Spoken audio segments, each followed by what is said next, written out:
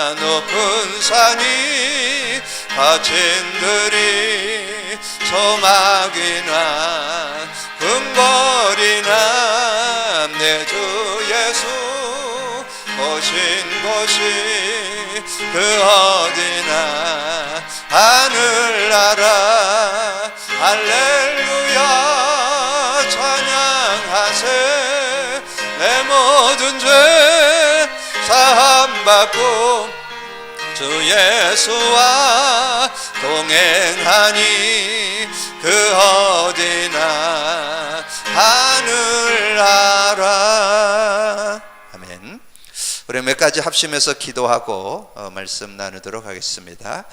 이제 한 해가 마무리되고 새로 시작되는 그런 시점에 있습니다. 이제 우리 교회가 정말 이 시대에 복음 희미하고 복음이 끊어져 가는 그런 시대에 우리가 참 복음 가지고 가졌을 뿐만 아니라 여러분 삶에 체험하고 누리는 그런 신앙인이 되도록 여러분 기도해 주시고, 구역을 새로 편성해서 이제 6권역으로 이렇게 나누고 구역 예배를 이제 새롭게 시작하려고 합니다. 그래서 형성되는 중에 하나님 은혜 가운데 이렇게 잘 준비되어서 제가 이렇게 구역 인도할 분들을 이렇게 돌아가면서 만나 뵈니까 새로운 각오들을 갖고 새로운 마음을 담고 이렇게 인도받는 걸 보면서 하나님께서 구역을 통한 하나님의 새로운 역사를 일으키겠구나 하는 것들을 발견하게 되었습니다. 새로 편성되는 구역과 함께 새로운 말씀 성취와 또 현장에 구원 사역이 일어나는 그런 구역들이 되도록 여러분 위해서 기도해 주시기를 바라고, 이번 주 토요일에 우리 강원 랩넌데이가 또 있습니다. 위해서 여러분 기도해 주시고, 오늘 말씀은 지난주는 우리가 나를 살리는 비밀이라는 말씀을 좀 나눴고요. 오늘은 교회 살리는 비밀.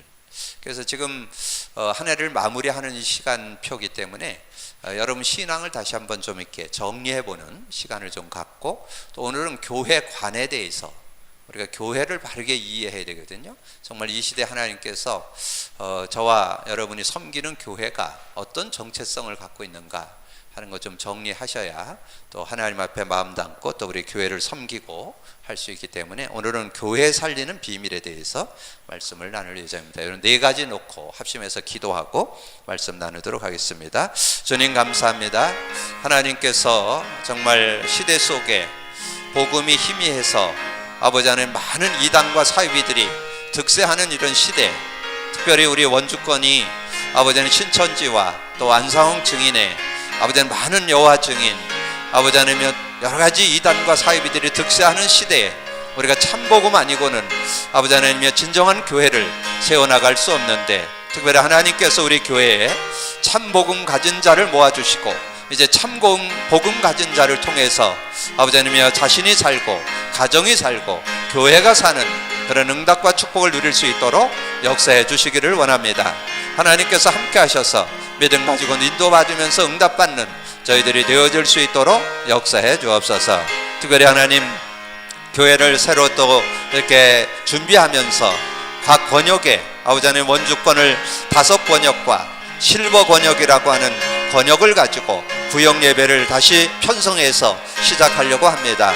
정말 강단 말씀이 포럼되는 구역 예배가 되어지고 그 현장에서 구원 역사를 이루어서 생명운동, 양육운동, 제자운동이 일어나는 진정한 참 전도운동이 일어나는 각 구역들이 되어질 수 있도록 은혜 베풀어 주옵소서. 이번 주에도 강원 랩넌데이가 있습니다. 하나님 은혜 가운데 어제는 진행될 수 있도록 역사해 주옵시고, 특별히 하나님 우리 오늘 아버지는 교회 살리는 비밀이라는 언약의 말씀을 나누려고 합니다. 우리가 교회는 다니고 있지만 우리 교회가 어떤 정체성을 갖고 우리 교회가 인도받고 있는지를 우리가 바르게 이해하고 아버지는 교회 중심, 하나님 중심, 말씀 중심으로 인도받을 수 있는 그런 시간표가 될 수 있도록 역사해 주옵소서. 오늘 이 저녁에 아버지님이여 아버지 날씨의 여러 가지 어려운 관계로 인터넷으로 예배하는 모든 현장들 하나님께서 아버지님 기억하여 주시고, 미디어로 예배를 드리지만 그 속에서도 하나님의 함께 하심을 누리고 하나님 역사를 보는 축복의 시간표가 되도록 역사해 주옵소서. 함께 해 주실 걸 믿고 감사드리며 우리 주님 예수 그리스도 이름으로 기도하옵나이다. 아멘. 하나님 말씀 보겠습니다. 우리 사도행전 11장 봅니다.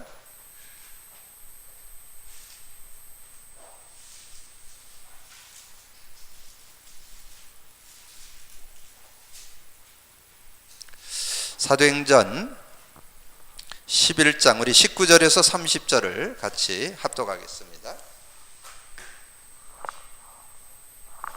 사도행전 11장 19절에서 30절을 같이 읽습니다. 그때 스데반의 일로 일어난 환란으로 말미암아 흩어진 자들이 베니게와 구브로 안디옥까지 이르러 유대인에게만 말씀을 전하는데 그 중에 구브로와 구레네 몇 사람이 안디옥에 이르러 헬라인에게도 말하여 주 예수를 전파하니 주의 손이 그들과 함께 하심에 수많은 사람들이 믿고 주께 돌아오더라.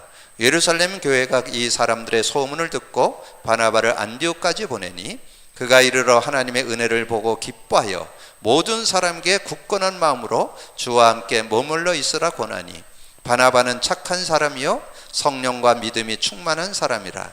이에 큰 무리가 주께 더하여지더라. 바나바가 사울을 찾으러 다소에 가서 만남에 안디옥에 데리고 와서 둘이 교회에 1년간 모여 있어 큰 무리를 가르쳤고 제자들이 안디옥에서 비로소 그리스도인이라 일컬음을 받게 되었더라. 그때 선지자들이 예루살렘의 안디옥에 이르니 그 중에 아가보라 하는 한 사람이 일어나 성령으로 말하되 천하에 큰 흉년이 들리라 하더니 글라우디 때에 그렇게 되니라. 제자들이 각각 그 힘대로 유대에 사는 형제들에게 부조를 보내기로 작정하고 이를 실행하여 바나바와 사울의 손으로 장로들에게 보내니라. 아멘. 우리 지난주에는 나를 살리는 비밀에 대해서 말씀을 드렸습니다. 제가 이렇게 좀 간증으로 이렇게 말씀을 좀 정리해 드렸는데 저는 모태신앙으로 이렇게 신앙생활을 했기 때문에 어려서부터 이렇게 교회 속에서 이렇게 자랐습니다.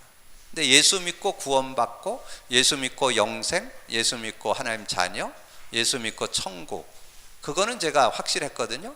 제가 자라기를 좀 침례교에서 자랐기 때문에 또 굉장히 이렇게 성경을 근거한 그런 신앙이어서 어떤 그런 믿음을 좀 가졌는데 제가 한 30대가 되어지면서 이 불치병이 오면서 회의를 좀 갖게 됐어요. 그때 제가 내가 이 예수 믿고 하나님 자녀, 영생, 천국은 확신하지만 그리스도에 대한 이해가 없으니까 내 힘으로 신앙생활을 하는구나. 내가 어떤 내 삶이 신앙이 이렇게 되어졌구나 하는 것을 제가 점검하게 됐어요. 그리고 깨닫고 보니까 하나님의 방법이 우리가 선악과로 인해서 창세기 3장에 빠졌잖아요. 근데 그 창세기 3장에 빠진 인간 스스로는 못 빠져나옵니다. 종교로도 안 되고 선행으로도 안 되고 철학으로도 안 됩니다. 그래서 하나님이 주신 축복이 창세기 3장 15절 여자의 후손, 그 여자의 후손이 예수잖아요. 그래서 우리가 예수는 믿어요. 근데 그리스도 모르고 믿는 분들이 너무 많아. 그래서 그러면 예수 믿고 자기 힘으로 살아야 돼요. 제 얼굴 보세요. 성실 써 있잖아요. 성실. 왜냐면 제가 대학 졸업할 때까지 결석한 적이 없으니까. 우등생은 못해도 대근상은 탔다니까. 항상 탔다니까. 그러니까 성실해서 이렇게 하니까 사회나 교회에서 모나지는 않아요. 근데 내가 보니까 그리스도 모르면 내 힘으로 아무리 인격이 훌륭해도 죄의 세력 못 이겨요. 하나님 떠나서 오는 여러 가지 불안, 염려, 근심, 세상 여러 가지 세상 못 이겨요. 그리고 사단의 눈에 안 보이게 역사는 사단의 그에게 못 꺾어요. 그때 제가 발견했어요. 그래서 하나님이 예수님을 보내주셨는데 그분이 그리스도구나. 그래서 제가 마태복음 10장 16절 주는 그리스도시요 살아계신 하나님의 아들이다. 그거를 왜 예수님이 공생의 사역을 하고 제자들에게 질문했는지 그 이유를 제가 발견했어요. 예수님이 제자를 모아놓고 너희는 사람들이 나를 누구라 하느냐. 어떤 애는 세례 요한, 어떤 애는 엘리야, 어떤 애는 예레미야 선지자의 한 분 같다 그랬는데 너희는 나를 누구라냐. 그때 베드로 고백했죠. 주는 그리스도시요 살아계신 하나님의 아들입니다. 그때 저에게 딱 한 요절이 깨달아진 게 있어요. 그게 요한복음 17장 3절이요. 내가 영생은 있는데 영생의 비밀인 그리스도를 모르고 내가 30여 년 신앙생활을 했구나. 그러니까 잘하는 것 같은데 뭔가 실제적인 응답이 안 오는. 그때 요한복음 17장 3절이 그거거든요. 영생은 곧 유일하신 참 하나님과, 우리가 하나님 믿잖아요. 유일하신 참 하나님과 그가 보내신 자 예수 그리스도를 아는 것. 제가 거기에 답이 났대요. 내가 예수는 믿어도 그리스도를 모르고 믿었구나. 그러니까 제 능력이나 뭐 제 실력, 제 수준 갖고는 안 되죠. 그건 한계 오는 거 당연하죠. 그리고 또 하나 온 게 있어요. 예수 그리스도를 모르니까 성령의 체험을 거의 감정으로, 성령의 체험을 거의 육신적으로 그렇게 체험하는 거는 되는데 실제가 잘 안 돼요. 근데 제가 이 그리스도를 깨닫고 난 다음에 온 축복인데 그게 성령의 실제예요. 성령의 실제. 성령이 하나님의 영, 그리스도의 영이구나. 인격적으로 이렇게 만나게 되는 그런 축복을 얻었는데, 여러분이 그 나를 살린다는 말은 하나님이 나를 완전히 살리고 완전히 승리케 하는 길을 열었다. 그래서 예수 그리스도 성령의 역사, 그걸 합해서 복음이라고 그래요. 복음의 완전성과 그 복음의 완전성을 믿고 여러분이 삶에 체험하고 누리는 게 신앙생활이에요. 그래서 저는 예전에 자꾸 하려고 했거든요. 내가 바르게 열심히 해야 되고 뭐 잘해야 되고 성실해야 되고 그렇게 했는데 잘 안 돼요. 근데 아니에요. 신앙생활은 하는 게 아니고 되어지는 거예요. 하나님이 여러분에게 예수 그리스도를 통해서 완전 구원, 완전 승리의 길을 열었어요. 자, 그러면서 제가 또 하나 이렇게 고민했던 게 하나 있어요. 왜 신앙과 삶이 이렇게 일치가 안 될까? 대부분의 사람들 신앙은 액세서리처럼 신앙은 신앙이고 삶은 따로 하는 이런 경향이 많아요. 그래서 그런 부분을 좀 바르게 좀 도와야 되겠다. 그래서 제가 이 목회를 시작하면서 제 마음에 담은 게 그거예요. 정말 우리 성도들이 교회 와서 예배만 들어갖고는 안 되는구나. 현장에 말씀 운동을 해야 되겠다. 그래서 제가 그때부터 이 소그룹 성경 공부에 대해서 이 신학대학을 다니면서도 배우고 이따가 뭐 잠깐 얘기 중에도 나오겠지만 선교 단체에서도 좀 배우고 이런 것들을 제가 많이 하면서, 그래서 이 복음 이 현장에서 말씀 운동하는 거 이런 것들을 좀 이렇게 갖게 되어지면서 제가 이제까지 교회를 이끌어 왔는데요. 자, 오늘은 그래서 이제 두 번째 시간으로, 지난 시간에는 나를 살리는 비밀, 나를 살리는 비밀 다른 거 없어요. 여러분 스스로 못 살려요. 하나님이 여러분에게 완전한 구원과 승리의 길 줬다. 복음은 모자라지 않는다. 요 답나면 여러분 신앙생활, 올바른 신앙관이에요. 신앙관. 그러니까 오늘은 교회 살리는 비밀.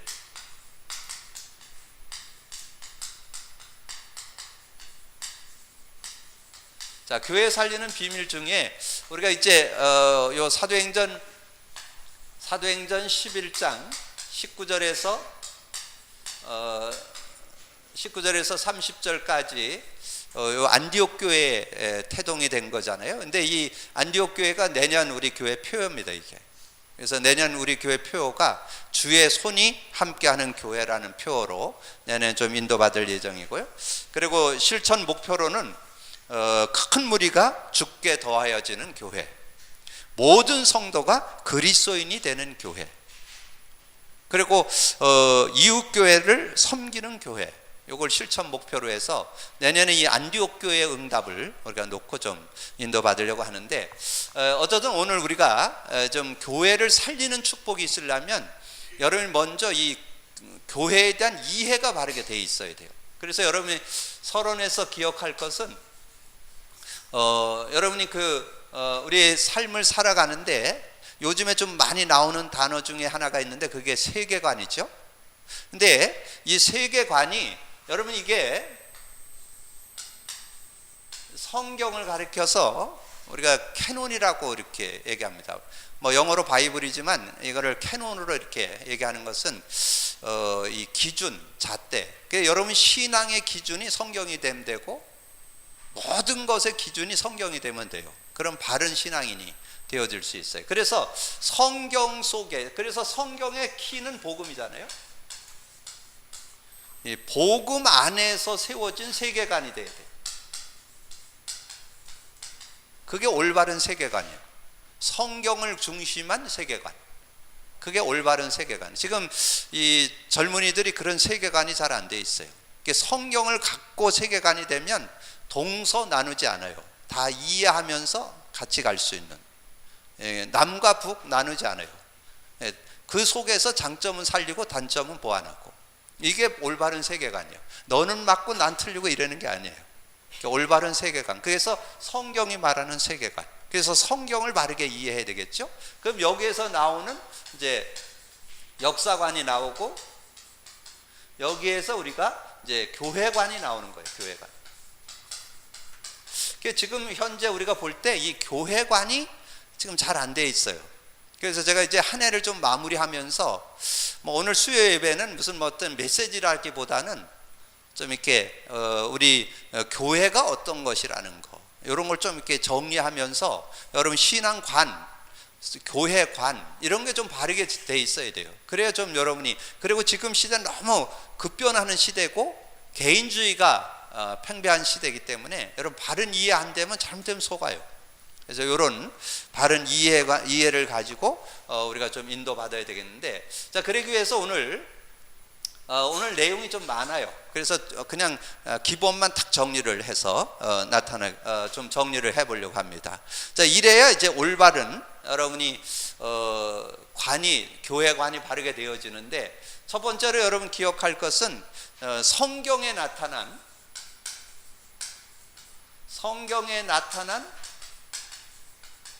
이 복음의 흐름을 알아야 돼요. 복음의 흐름. 이걸 바르게 이해하셔야 여러분이, 성경이 모든 것의 기준이라니까, 성경이. 그래서 여러분의 삶도, 여러분 신앙도, 여러분의 인생도, 여러분의 가정도, 여러분의 교회도 성경이 기준되어야 돼요. 그래야 올바른 그런 삶이 되어질 수 있어요. 그래서 성경이 기준되는 삶, 성경이 기준되는 교회. 자, 그러려면 성경은 뭐를 나타내느냐 하면 복음의 흐름을 나타내요. 복음의 흐름. 요걸 좀 여러분이 바르게 이해해야 돼요. 그러면 창세기 3장 사건이 창세기 그 성경 66권을 여는 열쇠잖아요. 선악과 사건. 그 선악과 사건 속에 모든 인간의 문제가 들어왔잖아요. 그래서 창세기 1장 2장은 타락 이전, 창세기 3장 타락, 창세기 4장서부터 계시록 20장까지는 타락에서 범죄하고 하나님 떠난 데서 구원받고 승리하는 길, 계시록 21장 22장은 새하늘과 새 땅, 천국, 이렇게 성경이 그렇게 구성되어 있어요. 그래서 여러분이 뭐를 알아야 되느냐, 성경의 핵심, 모든 인류가 창세기 3장 선악과에 빠졌는데 거기서 빠져나오는 길 창세기 3장 15절 줬다는 거죠. 여자의 후손이 와서 뱀의 머리를 깨뜨릴 것이다. 자, 이것을 한 가문을 소개하면 아브라함으로 시작해서 요셉이 이 축복을 제대로 받게 됐죠. 아브라함이 갈대아 우르를 떠나서 가나안 땅에 들어와 가지고 피 제사를 지내면서 이 창세기 3장 15절, 여러분 그 요한복음 8장 56절에 보면 이 유대인들하고 예수님하고 대화하는 장면이 나와요. 그때 예수님이 뭐라 했냐, 아브라함도 나를 믿고 기뻐했다, 이렇게 이야기를 합니다.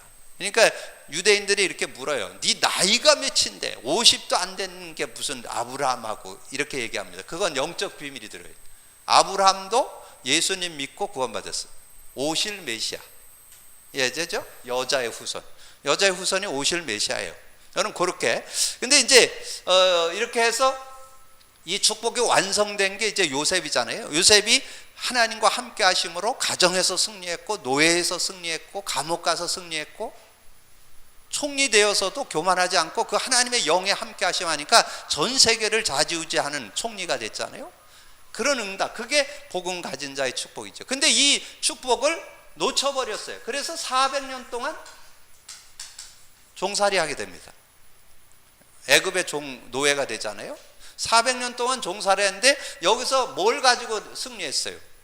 총칼을 가지고 승리한 게 아니에요. 출애굽기 3장 18절 잡고 승리했다니까.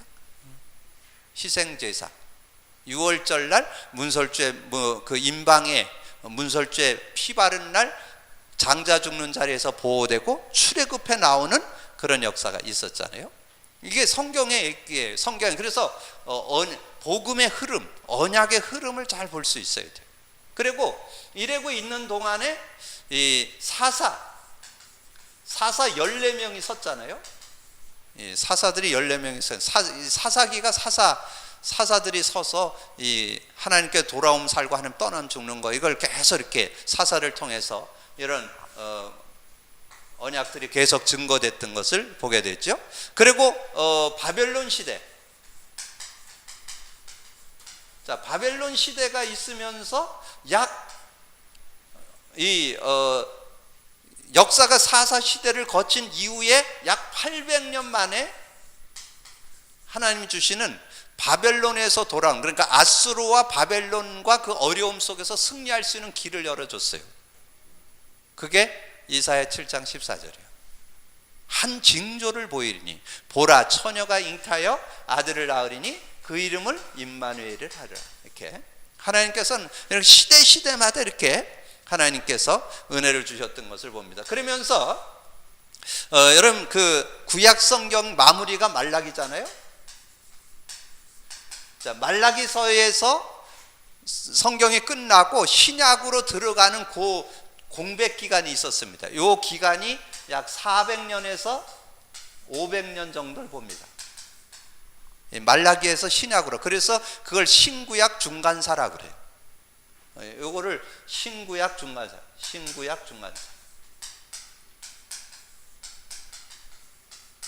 자, 요 시대에 여러분이 이렇게 우리 뭐 얘기하는 4대 성인 뭐 얘기하는 중요 인물들이 이때 다 태어났습니다.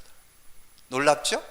그러니까 뭔가 하나님 없이도 뭔가 굉장한 거가 될 것 같은 그런 시대, 이런 시대에 그때 일어났던 사람들이 석가, 공자, 소크라테스, 여러분 잘 아는 의사의 대부라고 할 수 있는 히포크라테스, 알렉산더 대왕, 이런 사람들이 그 시대에, 이 시대에 다 태어났다니까.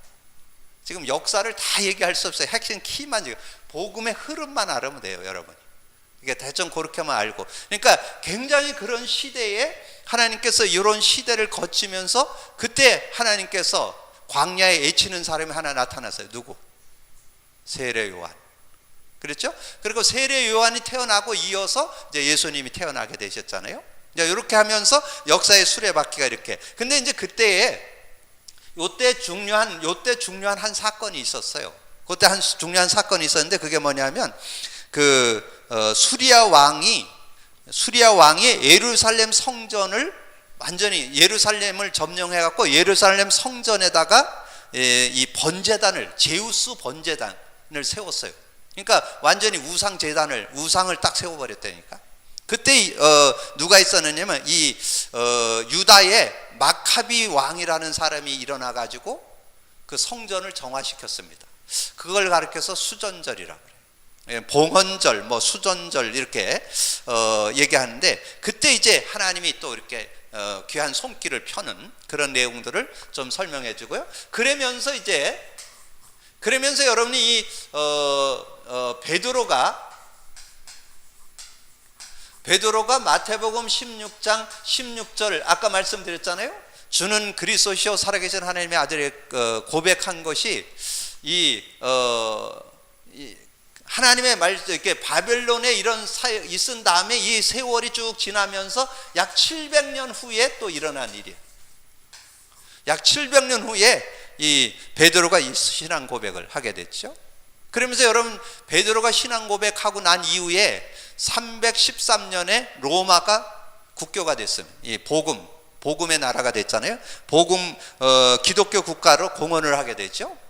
313년에.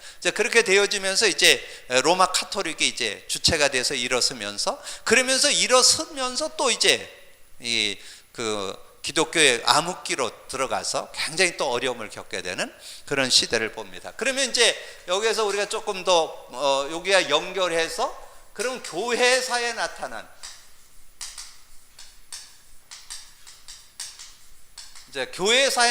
복음의 흐름을 좀 볼 수 있죠. 교회사에 나타난 복음의 흐름. 자, 여러분 뭐 여러 가지가 있지만 가장 중요한 이게 분수령이 됐던 게 1517년 종교개혁이죠. 루터를 통한 종교개혁.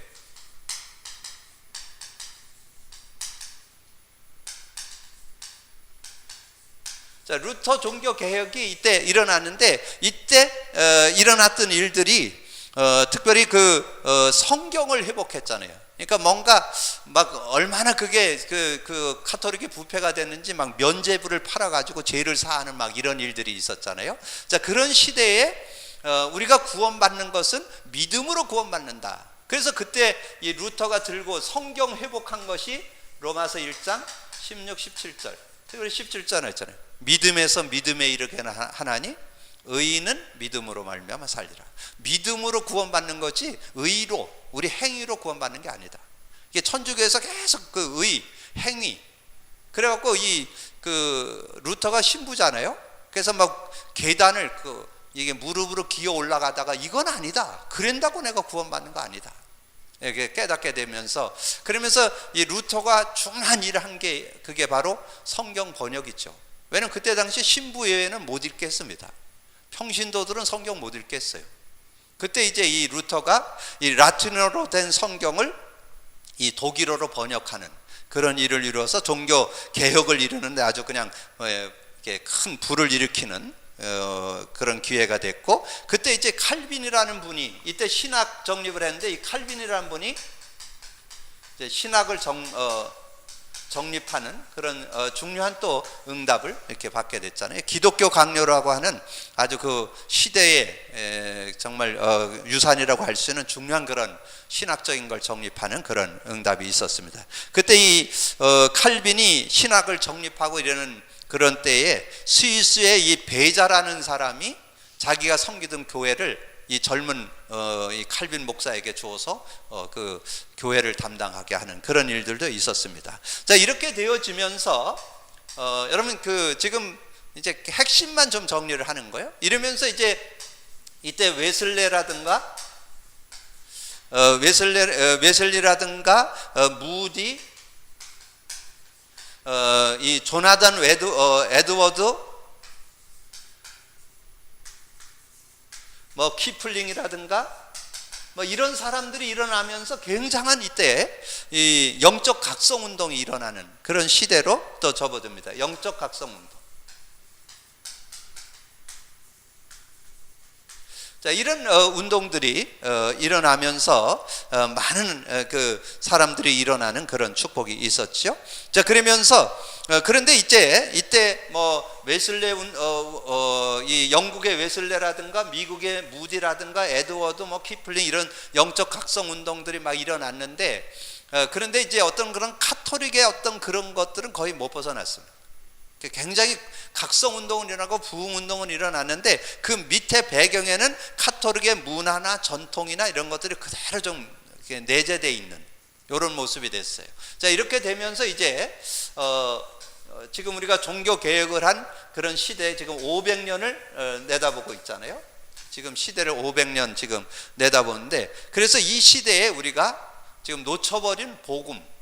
그래서 저는 아까 잠깐 제가 언급을 했지만, 제가 이렇게 신앙생활을 해오면서 제 개인 신앙에서는 복음을 알긴 하는데 대충 복음이었다.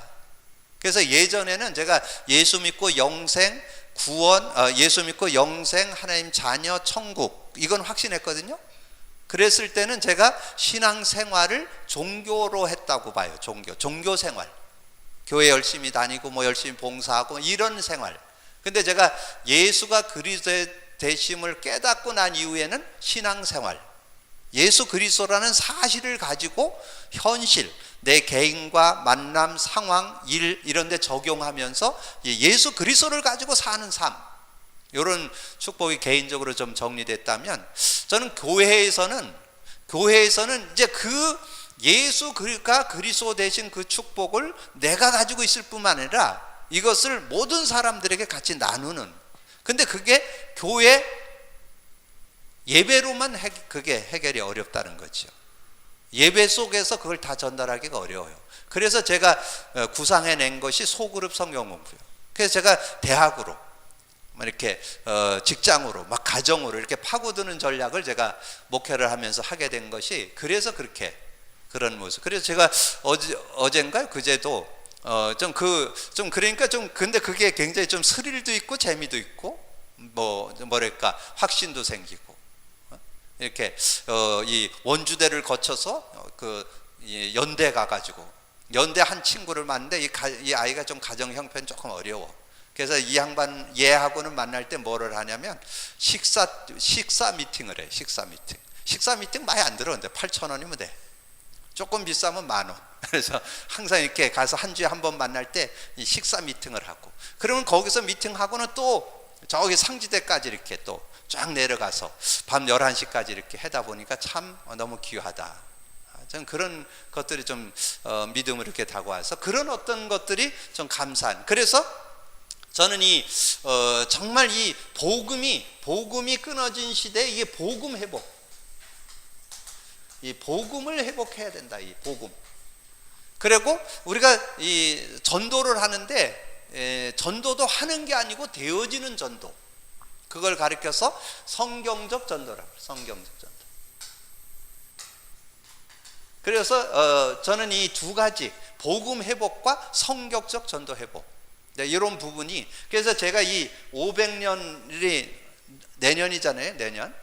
내년이 2017년이 500년, 종교 개혁한 지 500년 되는 해잖아요. 그래서 저는 이렇게 어떤 이렇게 이메일이나 이런 데 비밀번호 할 때 2017 이걸 많이 써요. 근데 그 앞에 이제 영어가 붙어 있긴 하지만 어떻든 2027을 많이 써요. 왜냐하면 그 2017년이라는 어떤 그거를, 그 종교개혁 같은 그 중요한 그런 어떤 의미를 좀 담고, 그거보다 더 원색적인, 아까 얘기했잖아요. 이때 종교개혁을 했지만 그때는 좀 이렇게 카톨릭의 그런 잔존이 많이 남아 있었어요.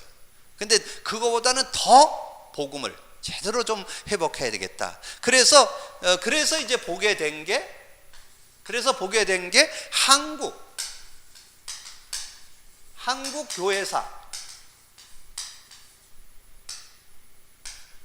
교회사와 복음운동, 이렇게 좀 한번.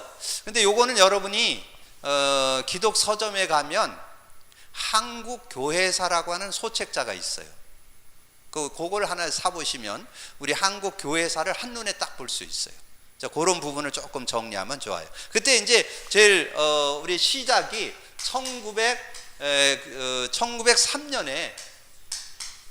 1903년에 이때 우리나라 선교사 중에 주 선교사가 토마스, 그 다음에 언더우드, 그 다음에 아펜셀러, 자, 이런 사람들이 그때 일어나서 이분들이 주로 한 것이 이제 진정한 그 이 복음을 가지고 들어와서 복음 운동을 일으켰는데, 실제적인 부흥 운동은 이들이 들어와서 거의 뭐 내려서 그냥 성경 던져놓고 죽은 사람도 있고 그렇잖아요. 그런 여러 가지 어려움들이 있었지만 1907년에 평양 대부흥 운동이 일어났어요. 평양 대부흥 운동이 일어나는 그런 축복이 있었습니다. 자, 그런데 이런 그 굉장한 이런 운동이 일어나면서 우리가 이때 이제 일어난 게 일제 36년 어려움이 있었잖아요. 자, 이때 일어난 이 부흥이 일어나면서 이제 같이 맞물려서 일어난 게 일제 36년의 그런 어려움을 이렇게 당하게 되면서, 그때 이제 나타났던 것이 우리 주기철 목사님이죠. 주기철 목사님이 신사참배 안에는 그 내용으로 일사가고, 여러분 그 영화 봤잖아요. 그 밑에 그 나무 판대기에다가 못 쫙 박아놓고 거기다 걸어가시도록 이렇게, 그게 영화도 이렇게 봤는데 그건 실제 있었던 일입니다. 그런 신사참배. 그래서 다 뭐 목사님들 뭐 장로님들까지 다 신사참배 하는데 나는 신사참배 할 수 없다, 그거를 했던 분이 목사님이시잖아요. 그래서 그런 모습들이 있었고요. 그러면서 이제 이렇게 되다가 이제 6.25가 터졌죠. 자, 6.25에서 우리가 또 하나 딱 캐치할 게 있어요. 그게 뭐냐면 이제 6.25가 터졌을 때 유엔이 안전보장 이사회를 열게 됐죠. 이제 휴전을 하게 하기 위해서. 근데 그때 소련이 와서 같이 하면 그거 동의가 안 됩니다. 근데 그때 중직자들이 함께 모여서 그때 장로님들이 아마 제가 볼 때는 최고 기도했던 것 같아요. 중직자들이 최고로, 목사님들과 중직자들이 그때 특별히 중직자들이 중심이 돼서 부산에서 기도를 했는데 그때 일화가 있습니다. 소련차가 빵꾸가 난 거야. 그래서 그 시간에 못 왔어요. 그래가지고 그냥 통과가 가결이 돼버렸어. 그래서 휘전이 됐다니까. 이런 일들이 일어났다니, 이런 것들이 역사 속에 있었습니다. 근데 이제 우리나라에 이때 일어난 것이 이제 역사에 한 4가지가 있는데, 그게 뭐냐면 말씀 사경회입니다. 자, 말씀 사경회가 일어났는데, 그러니까 말씀을 막 이렇게 좀 가르치고 막 이런 것들이 일어났는데 아주 좋은 거잖아요.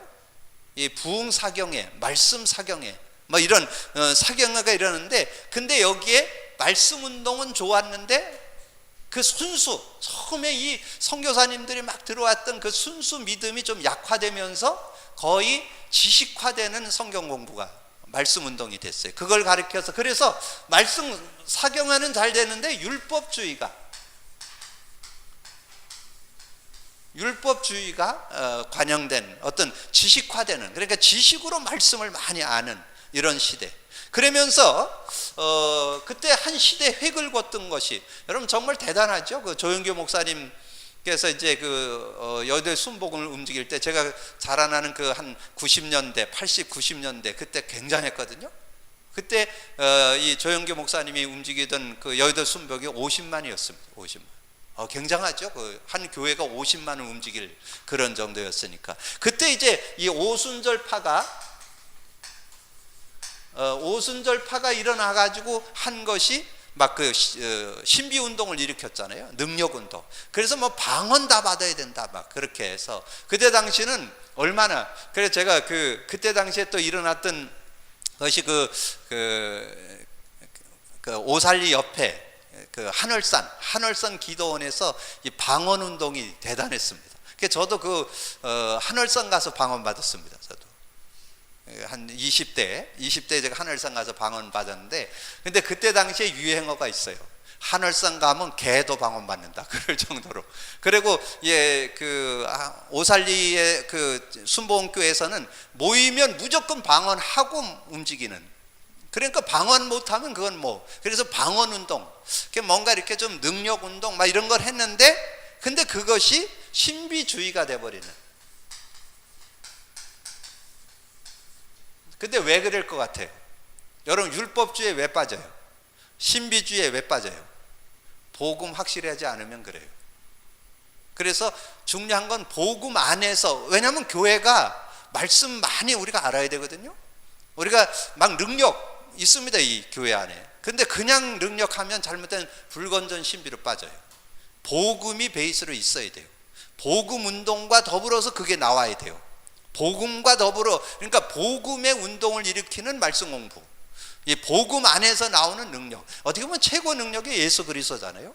그리고 최고 능력이 성령이잖아요. 근데 그게 성령의 능력이나 이 복음의 능력이 그리스도 안에서 그게 깨달아질 때 실제적인 그런 응답을 받을 수 있죠. 그래서 성령 체험, 뭐 제가 그런 개인적인 얘기까지 하려면 너무 시간이 많이 걸려서, 저도 그때 당시 한 10여 년 동안 신비, 제가 오살리 금식도 해보고, 한월산, 그 앞에 믿음기도원, 강 건너 강남 금식기도원, 뭐 줄기차게 다녔습니다. 한 달에 한 2-3번씩. 이제 그렇게 다니면서 뭐 방언도 하고 통변도 하고 뭐 필사도 하고 뭐 별의별 거 다 해봤는데, 그렇다고 지금도 제가 이렇게 방언을 한 5분만 기도하면 목덜미 뜨끈뜨끈해진다니까. 근데 뜨끈뜨끈하면 요즘 좋아, 좀 뜨뜻하면. 여름엔 더워요. 근데 그게 뭐 그건 주관적 체험이야. 그럴 수도 있고 아닐 수도 있고. 그래서 그러잖아요. 방언해도 되고 안 해도 되고. 그렇다고 하는 거가 나쁜 건 아니에요. 뭐 하나님의 선물이니까요. 그러니까 어떤 의미로서는 중요한 거는 이런 것들이 되지만, 그러면서 이때 일어났던 내용이 현장에서는 이 선교단체가 일어나서 중요한, 또 교회에서 하지 못하는 이 젊은이들, 대학생들이 일어나는 중요한, 그때 주로 일어났던 것이 CCC고, 그 다음에 내비게이터가 일어났고, 그 다음에 이제 그 IWF, 자, 이런 그 팀들이 일어나서, 그래서 저는 이분들을 직접 거의 다 이렇게 직접 만나서, 제가 교회를 할 때 우리 교회의 주로 멤버들은 연대는 IBF가 좀 활성화되어 있었고, 저기 상지대 쪽은 그 CCC가 활성화되어 있었어요. 그리고 요 원주대는 그 CC에서 갈려 나온 그 DFC가 좀 활성화되어 있고, 이런 어떤 부류였는데, 저는 그때 이제 우리 교회에서는 IBF 멤버들하고 주로 이렇게 같이 하면서 유초등부도 하고 중고등부. 근데 그게 한계가 있더라고요. 제가 해보니까 유초등부 교사나 중고등 교사를 IBF 멤버들 가지고 했는데, 얘들이 뭐 학교에 뭔 일이 있다면 안 와버려. 교회를 이렇게 중요시하는 게 없어, 별로. 아주 그 중심이나 신앙은 참 좋아요, 그 아이들이. 얼마나 깨끗하고 바른지 몰라요. 근데 뭔가 교회를 위한 그런 것보다는 그냥 자기 시간 될 때 좀 돕는 이런 정도. 그래서 이 로컬 파라가 이게 하나 되는 게 좀 어렵구나. 이 파라로는 잘합니다, 이 선교단체가. 그리고 제가 그때 그 CCC 맨들하고는 조금 더 가깝게 긴밀하게 지내서, 그때 당시에 저기 봉산동에 그 CCC 회관이 있었어요. 그래서 거기 가서 10단계 성경 공부 교재도 같이 공부하고 막 이러는 시간들 좀 갖고 그랬는데, 근데 이제 그들이 일어나서 중요한 이때가 약 70년대예요.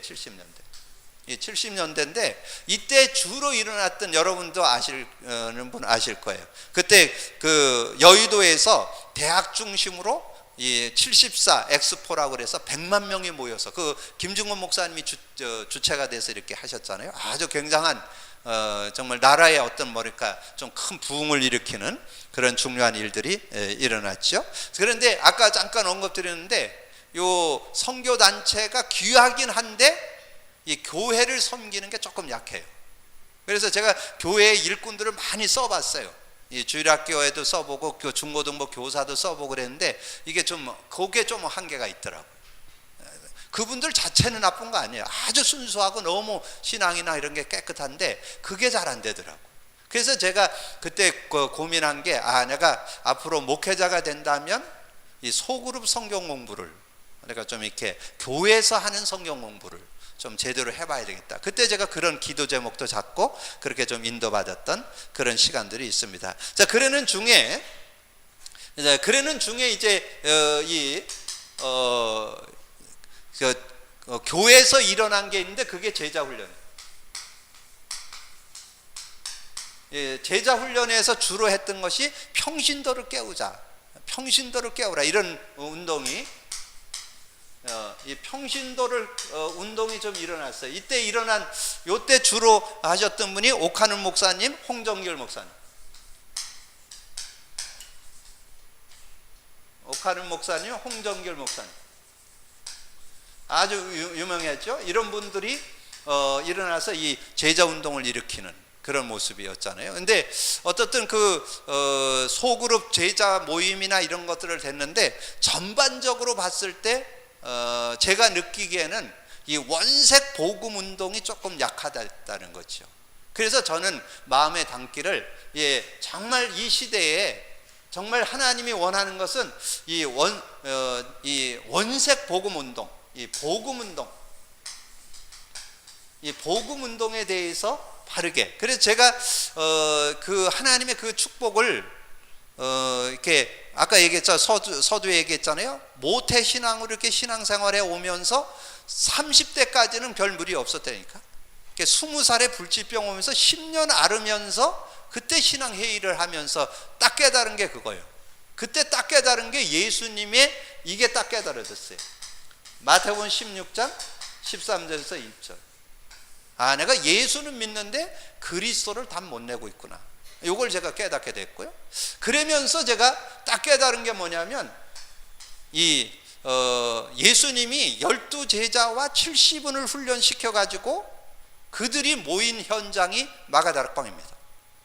그래서 이 마가다락방에 모였던 그 성도들이 가졌던 언약, 그것을 사도행전 1장 1절에서 8절, 여기에 우리가 이제 138 이렇게 주로 얘기하잖아요.